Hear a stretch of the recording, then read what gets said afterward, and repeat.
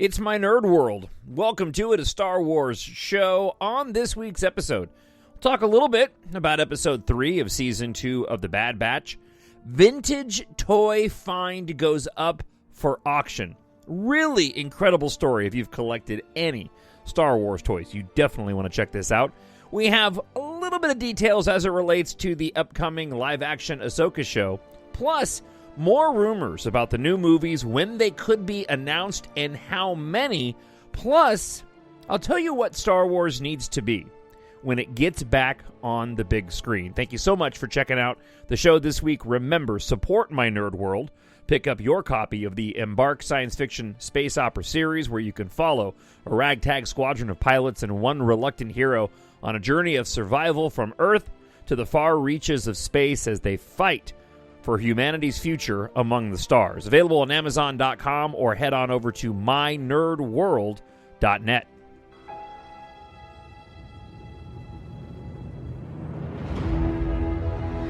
Nothing will stand in our way. I find your lack of faith disturbing. I will finish what you started. Who are you? I'm no one. There are stories about what happened. It's true. All of it. The Force. It's calling to you.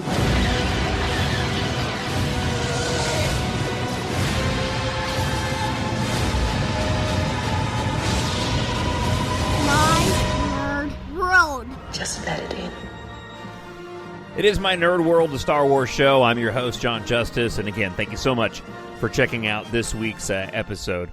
Haven't done a lot of Star Wars watching lately, apart from my continued rewatch of everything in chronological order with my son, Kyle, and The Bad Batch. Right now, I think we're on season 4 of The Clone Wars, which has been actually a really fun. I don't think I've ever sat down and watched The Clone Wars in its entirety. I've never sat down and watched everything in chronological order. Certainly never sat down and watched The Clone Wars in chronological order. And it's been a fun watch of watching the original Clone Wars, but then also taking in these new Bad Batch episodes, and immediately we're seeing the tie-ins from the previous Clone Wars to the Bad Batch. So that's been fun. But I'm really excited to sit down and talk to you this week about all things of Star Wars. I think my next Star Wars watch might actually be A New Hope for a very specific reason, and I'll get to that a little bit later on in the episode. First, let's start off with a bit of news. I'll give you my thoughts on The Bad Batch, an interesting article about Commander Cody out of Den of Geeks, and then the story of these over 300 original Star Wars action figures found in a collector's closet in Chicago going up for auction. We'll get to that story here in just a minute. So let's go ahead and kick it off with the major news this week. When I found you, I saw raw, untamed power. And beyond that, something truly special. Episode 3 of The Bad Batch Season 2 dropped this week. Enjoyed the episode. I'll be honest, I actually missed The Bad Batch and Omega in this episode. I suppose I probably should have taken a clue from the title, The Solitary Clone, as evidence that we may not get the Bad Batch in this episode. Needless to say, it was a very great episode. It was dark, however. Dark and, I don't want to say disturbing. It reminded me quite a bit of the final episode of all of the Clone Wars in Season 7 that was released just a couple of years ago. But I enjoyed the fact that the show once again displayed the oppressive nature of the Empire as it's growing into power.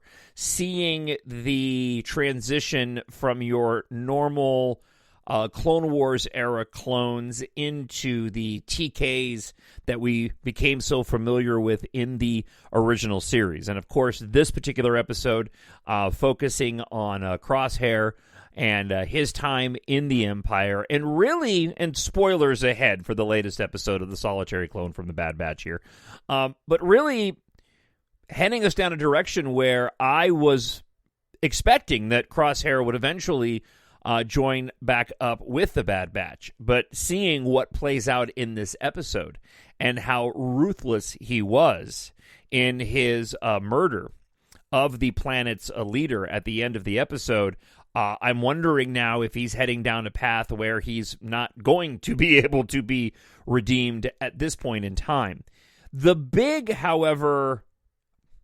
arc in this story really, in my opinion, was less about Crosshair, or maybe at least in equal, with that of Commander Cody. Den of Geeks put out an article that I wanted to share with you, and I had very similar thoughts leading into this episode. So their article is titled, Star Wars Just Redeemed a Controversial Revenge of the Sith Character. They spend a vast majority of the original part of the article laying out what happened in Revenge of the Sith and Order 66, and how we didn't really have an answer as to why the clones would just suddenly all turn on the Jedi just because Palpatine gave an order. But this controversial character of Commander Cody, now we get a much more... we find out what happened to him, right? Commander Cody, for those that don't remember, in Revenge of the Sith, is the individual who we originally see get the order, the original clone on Utapau, who shoots down and shoots at Obi-Wan mere seconds after working with Obi-Wan to take down General Grievous and his separatist forces in Revenge of the Sith. Again, prequel fans, we were finally given an answer to Order 66 in the episodes of the Clone Wars, focusing on the chip implant and the impact that it would have, which carried over, obviously, into Bad Batch Season 1. But we were still left to wonder what became of Commander Cody after the event of Revenge of the Sith. Now we know. Sent on a mission in the Solitary Clone with former Bad Batch member Crosshair to Desix, once a separatist allied planet now rejecting Imperial rule, Cody is starting to have his own doubts about the galactic order he serves. He's learned in the months after the end of the Clone Wars that the Empire isn't really what it claims to be. Are the clones working to topple independent governments to take over peaceful planets really the good guys anymore? It's clear in the episode early on that Cody will eventually have to decide that for himself. It all comes to a head when the cowardly Imperial officer orders Cody to execute the planet's governor, Twani Ames. When Cody hesitates, it's Crosshair who pulls the trigger, eliminating the enemy, who they both know was just trying to protect her people from Imperial invaders. While they accomplish their mission, restoring peace and prosperity to the planet, Cody's belief in the Empire as a force for good has been irrevocably shaken. At the end of the episode, Crosshair learns that Cody has defected from the Empire. His whereabouts are unknown. It's a decision that at the very least begins to redeem a character who was originally best known for turning on his back on his best friend. The episode makes clear that while the biochip may have robbed him and his fellow clones of a choice of Revenge of the Sith, the life they chose to lead under the Empire is still up to them. It's unclear what's next for Commander Cody, whether he chooses to live in hiding somewhere in the far reaches of the galaxy or joins up with the Bad Batch or Rex in a future mission. But his story is likely far from over now that he is set down on a new path. And what happens to Cody if he comes across a Jedi still having that chip in his head? I can't help but wonder if perhaps we're going to find out that the chip in and of itself maybe wears off after a while. It did take on this bio look. It didn't look mechanical when it was shown in the Clone Wars series, right? It looked something more that was made up of cells than it was of anything. It looked more organic, is what I'm trying to say. So perhaps the chip ends up wearing off. That being said, it was a very dark and sad episode, and certainly by the end of it, it had me wondering where Cody was going to go. I had my son corrected me. I was under the impression that perhaps he ends up showing up in Rebels, but that's not the clone crew that the Rebels in the self-titled show end up coming across in that series. And so I tend to agree with Den of Geeks that more than likely we'll end up seeing something happen with Cody sometime down the line. So that being said, what do you think? As always, TalkShowNerd@gmail.com, or if you're watching on YouTube, you can leave a comment there. I collect action figures. I've done a lot less as of late. Priorities as you get older and raising a family, you can't spend nearly as much money on toys as you would like. I will say this though, and I just remembered I need to go to another Target. My son and I, Kyle, I've been spending a lot of time with my 16-year-old lately. We went to Target just recently, and they had clearance items out from Christmas, and they had put all of the vintage, the retro collection of action figures were on sale for $3.50. Now, these normally run for $11.99. These are the action figures from the most recent series. And so I picked up all the ones from Obi-Wan Kenobi. Now, I'm not the biggest fan of the Obi-Wan Kenobi series show, but I really like these retro action figures. These are the characters from the show or the movies made in the style of the original Star Wars action figures.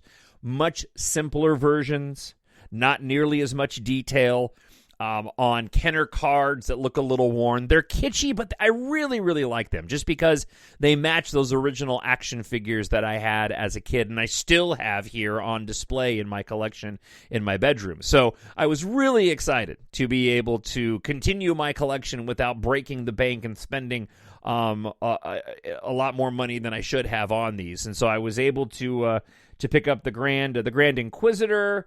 I picked up the yellow droid from Obi-Wan Kenobi. Who else did I pick up? The fifth brother I picked up. I would get up and look over there. I already had Ahsoka. I had her in the and Obi-Wan Kenobi also in the retro collection. So if you like the retro collection, you got a Target nearby, I would definitely head on over and see if they have those discounted. They also had several other action figures discounted as well, including some of the archive series. Especially, I saw several Jawas and Princess Leia's. And so now's a good opportunity that if you are a collector in any way and looking to pick up some bargains, head on over to your Target and check those out. All right, let's go ahead and dive into some rumors this week. This is not going to go the way you think. Speaking of Ahsoka, and again, spoilers abound here. Not big spoilers, though, and this should not come as a huge surprise to anybody. But Disney Plus and the Ahsoka show is rumored to include a fan-favorite Rebels creature. With Dave Filoni being the showrunner, this makes sense. MakingStarWars.net has actually posted up some artwork of this, but it looks like we might be getting a live-action version of the wolves, or a wolf, as previously seen in the Rebels show. And again, Dave Filoni, for those that don't know, who, along with George Lucas, was, clearly learned from George Lucas, was also a part of the Clone Wars in developing the Ahsoka character, has included wolves in a lot of the Star Wars lore, including those series of stories taking place on Lothal in Rebels. So not a huge surprise that we would see potentially one of these wolves show up in the Ahsoka series. Now, moving on to some of the bigger rumors from last week and this week. Talked about this a little bit on last week's show. Rumors coming out about the Damon Lindelof produced, directed by the Marvel's Miss Marvel live action show on Disney Plus, Star Wars film being fast tracked for a release. The rumors that we talked about last week was a person of color being the lead. There's been some back and forth as to whether or not it's a male or female. Most of these rumors are coming from Hollywood insider Jeff Snyder. It was finally sort of zeroed in that the Damon Lindelof produced and written, directed by the Miss Marvel show director, Star Wars film, will be led by a person of color who would be a woman. Okay. I'll be upfront and honest. I don't care. And this is what I want to get into. let's go here with the other rumor, and then I'll dive into my commentary here of what I believe the next Star Wars film needs to be on the big screen. And you can couple this with a bit of my commentary from last week's episode. The latest rumor also comes from Jeff Snyder, as talked about on the Sith Council with Christian Harloff. But Star Wars Celebration is taking place in London on starting on April 7th of this year. And the big talk is that we'll get movie announcements at that date. As we mentioned on last week's episode, this film that I'm speaking of, being led by Lindelof and the Miss Marvel director, her name's really hard to pronounce, so I'm just going by that. This is this is the movie that is everybody is saying will be fully announced and could begin filming as early as April. So it would make sense that we would get an announcement with filming starting in April at London's Star Wars Celebration. Okay. Now there's speculation that we could get an announcement of 3 films at Star Wars Celebration. Now, whether this means that this particular film is actually going to be a trilogy, whether this means that the other rumored films that we have talked about before previously on a recent episode, Sean Levy being one of the individuals out in public saying that he was working on a Star Wars project, it remains to be seen. But there is some speculation that Disney may be getting, and Lucasfilms more specifically, may be getting their act together in terms of laying out the future of Star Wars films, and that we could get that announcement, and it makes all the sense in the world that we would at Star Wars Celebration in London. Now, there's interesting things happening behind the scenes at Disney as well. There was a story that broke today out of the Hollywood Insider that the board of directors is in a bit of an upheaval, that Bob Iger is making some changes because some of the larger investors that sit on the board for Disney are upset at what Disney has done with the intellectual properties that they have, comparing them to Netflix that has a lower budget, saying that the quality of product hasn't been nearly as good. I can see the arguments as to why some of the shareholders would feel that way and why it would be very important for Disney to get their act together, especially as it relates to Star Wars and theatrical releases, because I will still contend that's where Star Wars' bread and butter and future is going to be on the big screen. I think that the other Bob CEO that just got ousted, I think he was wrong in saying the future of Star Wars is on TV.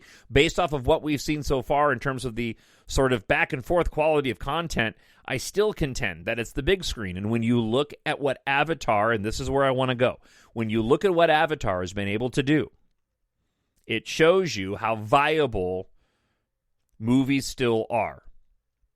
So, makes all the sense in the world that we would get an announcement of films that would debut in December, starting in December of 2025, then 26 and 27. Again, I still feel like they could get a movie out by 2024, but with the next Avatar film coming out in December of 2024, why would you want to put a Star Wars movie up against it? And while I would love to get a Star Wars movie next year, I think it's a good thing if they wait. And this is the reason why. Star Wars needs to be special again. As an extension of my Avatar comments from last week, I understand that this is a little like attempting to make something viral, working in an entertainment industry, which it is. Even I'm a talk show, but it's entertainment. I'm a talk show host, but it's entertainment. You know, I've been around programming staff, not here, but other places where they've encouraged us, go make that viral moment. Well, it doesn't happen that way. The TikTok trends come out organically. You can't just make something go viral. But even though that's not how it works, you can make something special and genuine and authentic. And yeah, I'm going to talk about Avatar: The Way of Water again, regardless of your opinion of it. I love the film. And the truth of the matter is, this 3 hours plus long movie is going to cross very soon $2 billion.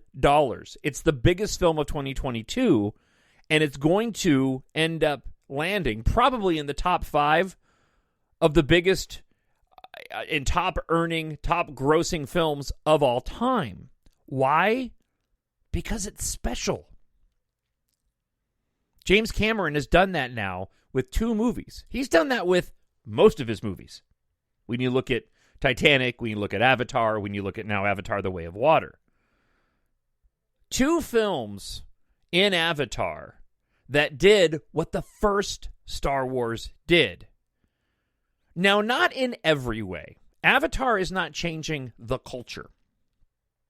It's not having the massive impact on the cultural zeitgeist the way that Star Wars did. I would actually argue that you probably can't do that anymore. How we consume our entertainment, how diluted and filled we are in our daily lives with all kinds of entertainment. It is just a different world and landscape. There's no room in people's lives anymore to be consumed by one thing for that long a period of time. When Star Wars came out, there was room. When Star Wars came out, it was special. It was unique. And there was room in children's lives and in adults' lives to be consumed, for the most part, by Star Wars. For it to really just soak into every fiber of society. Now, they try to do that now when it comes to films. You see the marketing that tries to reach out in every aspect of society. From cereal boxes to automobiles, right? They still do this. But it still doesn't have that same type of reach and impact anymore because there are so many things entertaining us. There's just no room anymore. It's hard to fill a cup which is already full. That being said, you can still make Star Wars special. Go back to that original Star Wars movie. In A New Hope, everybody always talks about that opening shot of the Star Destroyer, right? And they should. I mean, it was just, it left us just wide-eyed. What are we seeing? But what doesn't get enough attention is A New Hope. That first Star Wars movie, before it was called A New Hope, when it first came out in theaters, it was filled with moments like that. Everybody talks about that Star Destroyer opening shot, but it doesn't stop there. Stormtroopers that end up bursting into the Rebel blockade runner. Are they robots? What are these things? Followed by this clad in black villain. Is he a person? We go on this amazing, fantastical science fiction fantasy story as seen through the eyes of these two droids.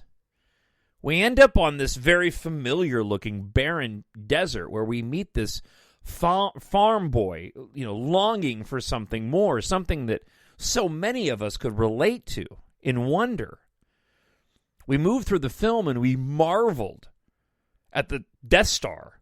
Oh my gosh, it's a gigantic mechanical planet in space. We looked in horror as it fired these green lasers in a way that we'd never seen before and destroys an entire planet.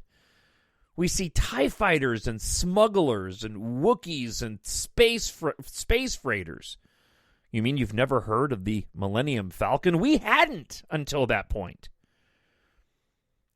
We see a princess who is a heroine, not a damsel in distress, willing to go toe-to-toe with the walking carpet and the scoundrel himself. The hero who's reluctant but desperate for something more, who rises to the occasion. The wise elder who teaches us the ways of the Force and sacrifices himself only to mysteriously guide Luke during one of the most amazing space battles, if not the most incredible space war we'd ever seen. From the sweeping opening music to its crescendo and uplifting finale, we need that magic back. Take until 2025 and put the magic back in the storytelling.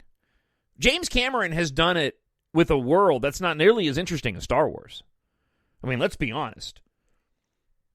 I mean, what we're seeing is, it's beautiful, it's breathtaking, but you can go out of it. I mean, James Cameron is basically taking what he's seen out in the real world because of his love of the ocean, and you can go to Turks and Caicos and go scuba diving, and while they won't be alien, they'll look alien if you've never seen it before, and it's just as beautiful. You can do anything with special effects, so amaze us again. Look, I don't know what that is. I don't have the answer. If I did, I wouldn't be a talk show host. I'd be making much more money working for Lucasfilm. I know that in my stories, I appealed to what I wanted to see, to what would thrill me on the big screen. That's what I've done in all 7 of my books.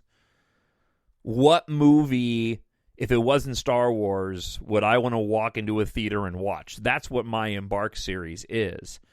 A new generation is out there waiting to discover Star Wars all over again. Help them by creating something genuine. Don't worry about diversity and inclusion. Give us a story that we can all relate to as unique souls living on this planet.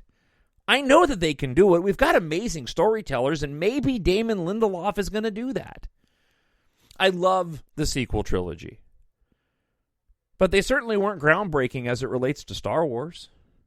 I loved Andor, but it wasn't anything that we really haven't seen before in other genres. And this isn't to take away any of the Star Wars that I love. It is to say that James Cameron has done something with these Avatar films that, again, these are 3-hour movies, and we're totally fine sitting in the theater and watching them. Give us that spectacle and that awe again, and give us the emotional weight of some good, relatable storytelling, and don't worry about what the world says you need to go and conform to. Just give us something that we can relate to. We just did a rewatch of Foundation, and my understanding is it's nothing like the original books by Isaac Asimov, but I love that. I mean, I think I love this series more than I did. I'm becoming a massive fan. If you've got Apple Plus and you haven't watched it, you need to watch it. But there's some emotional weight to that. And we got to the finale of season 1. Season 2 starts in the summer. We got to the finale of season 1, and I already watched this one once, but I was in tears at the end of it. Especially the final moments of the show. And I knew what was going to happen. And I was in tears again. And I just remember thinking to myself, man, it's been a while since Star Wars has brought that kind of weight and that kind of emotion out of me. For as much as I love The Rise of Skywalker, The Last Jedi, and The Force Awakens, I haven't been moved. Give us the we have the power to move people. So let's do it again. Let's make it special again. Leave me a talkback. I'm talking like I'm on the radio again. TalkShowNerd@gmail.com. Leave a comment up on YouTube. What do you think? Am I crazy? Have you seen Avatar? Do you know what I'm talking about? Do you understand what I'm driving at? I don't want them to go and attempt to try to make it feel like I don't want to make it, don't try to copy it and say, well, we need to make it feel like this. No, just make something that is going to feel, that is going to give us emotion. We'll see. We'll see if they're capable of doing that.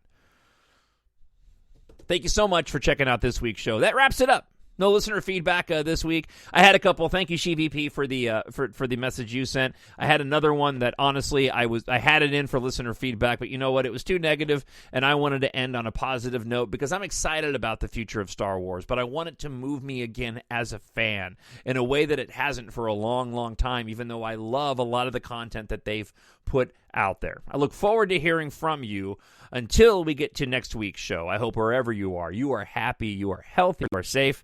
And we'll talk to you again real soon. Bye. The Force will be with you, always. My Nerd World.